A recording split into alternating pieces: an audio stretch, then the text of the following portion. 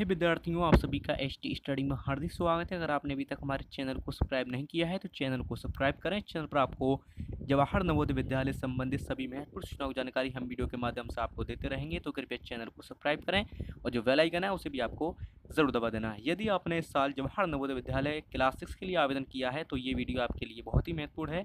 इस वीडियो में आपको बताएंगे कि आप किस प्रकार तैयारी करें कि आपको मिले 100% सफलता।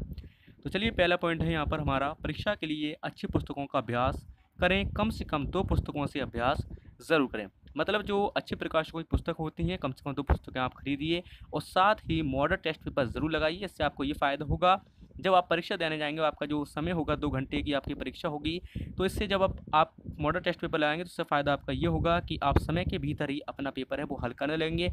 लेकिन शुरू में तो आपको परेशानी होगी, जब आप मॉडल टेस्ट पेपर लगाएंगे तो पूरा पेपर आप समय से ज़्यादा लगेगा, आपको जो समय है 2 घंटे से ज़्यादा लगेंगे। लेकिन जैसे ही आपका अभ्यास बढ़ता जाएगा तो आप 2 घंटे के भीतर ही अपना पेपर पूरा हल करने लगेंगे।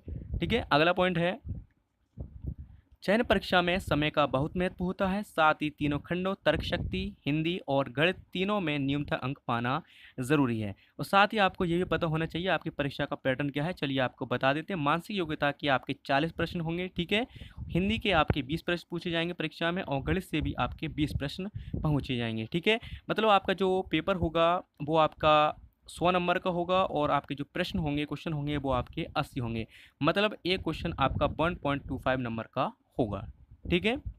चलिए अगला पॉइंट है, ऐसा भी देखा जाता है कि बच्चा 1 या 2 खंडों को ही हल कर पाता है और तीसरा खंड या तो छोड़कर आ जाता है या कुछ ही प्रश्न कर पाता है, जबकि परीक्षा में तीनों खंड हल करना ज़रूरी होता है, ठीक है। अगला पॉइंट, आप तीनों खंडों के सभी प्रश्नों को हल करने का प्रयास ज़रूर करें, क्योंकि परीक्षा में नेगेटिव मार्किंग तो है ही नहीं जिससे आपकी जो नंबर हैं वो कम हो। अगला पॉइंट, यदि कोई प्रश्न नहीं भी आ रहा है तो उस प्रश्न को अनुमान के आधार पर उत्तर ज़रूर दें, ठीक है। मतलब तुक्का लगाएं, ज़रूर लगाएं।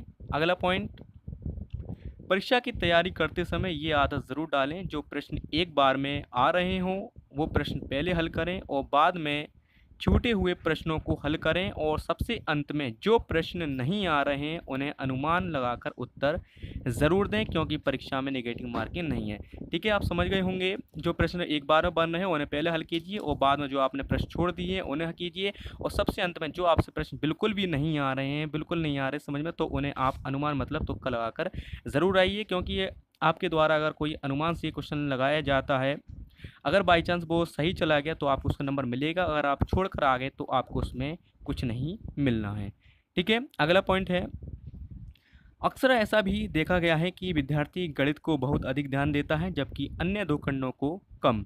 बच्चा ये सोचता है कि गणित में प्रश्न कठिन हैं और इन्हें पहले हल कर लिया जाए, और यदि बच्चा किसी प्रश्न में फंस जाता है तो सभी समय गणित में खत्म कर देता है, जबकि तीनों खंडों में समान अंक मिलना है।